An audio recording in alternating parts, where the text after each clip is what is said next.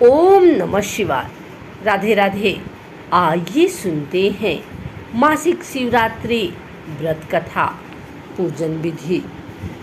वैसे तो साल में एक बार महाशिवरात्रि का व्रत आता है और उसे बड़ी धूमधाम के साथ मनाया जाता है, लेकिन हिंदी कैलेंडर के अनुसार प्रत्येक माह के कृष्ण पक्ष की चतुर्दशी तिथि के दिन मासिक शिवरात्रि मनाई जाती है। इस दिन व्रत उपवास रख भगवान शिव को प्रसन्न किया जाता है और रुद्राभिषेक की भी परंपरा है।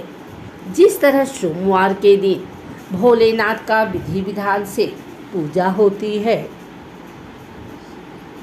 बिल्कुल उसी प्रकार मासिक शिवरात्रि का भी महत्व है। मासिक शिवरात्रि मनाई जा रही है। अगर आप भी व्रत रख रहे हैं तो पूजा के बाद यह व्रत कथा जरूर सुने। शिव पुराण के अनुसार प्राचीन काल में चित्रभानु नामक एक शिकारी था। जानवरों की हत्या करके वह अपने परिवार को पालता था। वह एक साहूकार का कर्जदार था, लेकिन उसका ऋण समय पर न चुका सका। क्रोधित साहूकार ने शिकारी को शिवमठ में बंदी बना लिया। संयोग से उस दिन शिवरात्रि थी। साहूकार के घर पूजा हो रही थी तो शिकारी ध्यान मग्न होकर शिव संबंधी धार्मिक बातें सुनता रहा।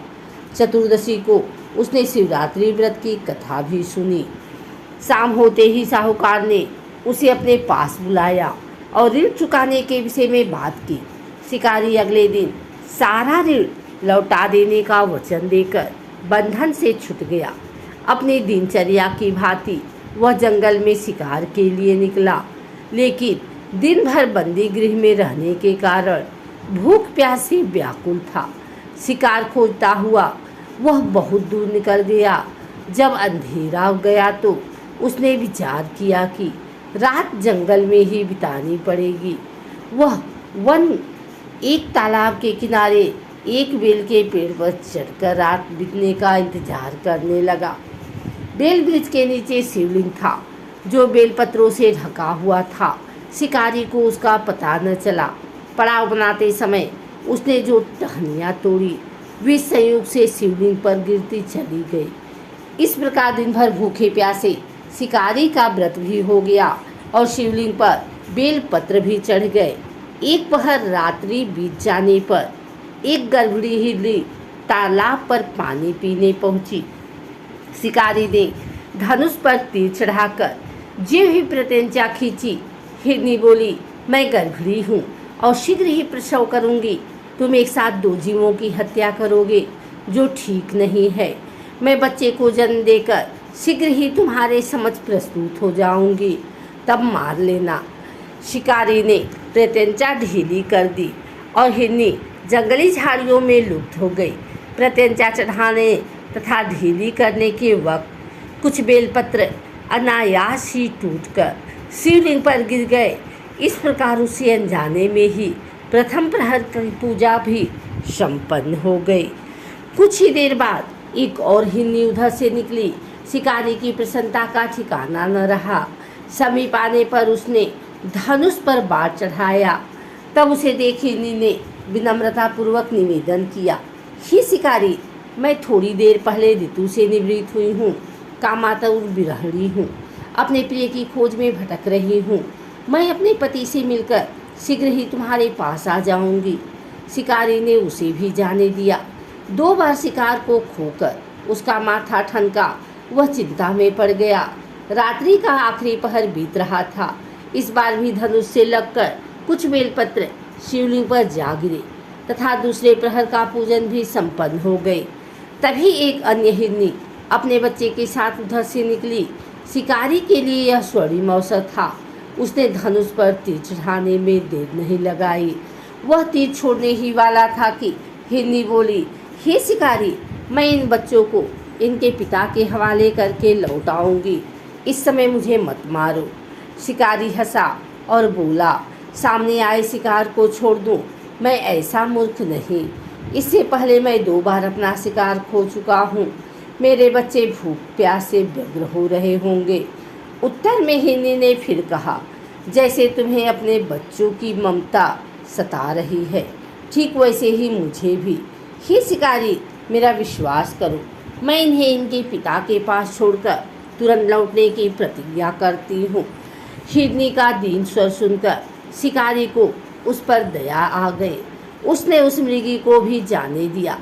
शिकार के अभाव में तथा भूख प्यास से व्याकुल शिकारी अनजाने में ही बेल वृक्ष पर बैठा बेलपत्र तोड़ तोड़ कर नीचे फेंकता जा रहा था। पाँव फटने को हुई तो एक हृष्ट पुष्ट मृग उसी रास्ते पर आया। शिकारी ने सोच लिया कि इसका शिकार वह अवश्य करेगा। शिकारी की तनी प्रत्यंचा देख मृग विनीत स्वर में बोला, हे शिकारी, यदि तुमने मुझसे पूर्व आने वाली 3 मृगियों तथा छोटे छोटे बच्चों को मार डाला है तो मुझे भी मारने में विलम्ब न करो, ताकि मुझे अपने वियोग में एक क्षण भी दुख न सहना पड़े। मैं उन हिरनियों का पति हूँ। यदि तुमने उन्हें जीवन दान दिया है तो मुझे भी कुछ क्षण का जीवन देने की कृपा करो। मैं उनसे मिलकर तुम्हारे समक्ष उपस्थित हो जाऊंगा। मृग की बात सुनते ही शिकारी के सामने पूरी रात का घटना चक्र घूम गया। उसने सारी कथा मृग को सुना दी। तब मृग ने कहा, मेरी तीनों पत्नियां जिस प्रकार प्रतिज्ञाबद्ध होकर गई हैं, मेरी मृत्यु से अपने धर्म का पालन नहीं कर पाएंगी। अतः जैसे तुमने उन्हें विश्वास पात्र मानकर छोड़ा है, वैसे ही मुझे भी जाने दो। मैं उन सब के साथ तुम्हारे सामने शीघ्र ही उपस्थित होता हूँ। शिकारी ने उसे भी जाने दिया। इस प्रकार प्रातः हो आई। उपवास, रात्रि जागरण तथा शिवलिंग पर बेलपत्र चढ़ने से अनजाने में ही शिवरात्रि की पूजा संपूर्ण हो गई। वह अनजाने में ही की हुई पूजन का परिणाम उसे तत्काल मिला। शिकारी का हिंसक हृदय निर्मल हो गया। उसने भगवत भक्ति का वास हो गया। थोड़ी ही देर बाद वह मृग सपरिवार शिकारी के समक्ष उपस्थित हो गया ताकि वह उनका शिकार कर सके। किंतु जंगली पशुओं की ऐसी सत्यता, सात्विकता एवं सामूहिक प्रेम भावना देखकर शिकारी को बड़ी ग्लानि हुई। उसने मृग परिवार को जीवन दान दे दिया। अनजाने में शिवरात्रि के व्रत का पालन करने पर शिकारी को मोक्ष की प्राप्ति हुई। जब मृत्यु काल में यमदूत उसके जीव को लेने आए तो शिवगणों ने उन्हें वापस भेज दिया तथा शिकारी को शिवलोक ले गए। शिव जी की कृपा से ही अपने इस जन्म में राजा चित्रभानु अपने पिछले जन्म को याद रख पाए तथा महाशिवरात्रि के महत्व को जानकर उसका अगले जन्म में भी पालन कर पाए। अगर आपको हमारी वीडियो अच्छी लगी हो तो इसे लाइक करें, कमेंट करें, शेयर करें। हमारे चैनल को सब्सक्राइब करके बेल नोटिफिकेशन ऑल पर सेट कर लें ताकि आगे आने वाली वीडियो सबसे पहले आप तक पहुंच सके। धन्यवाद।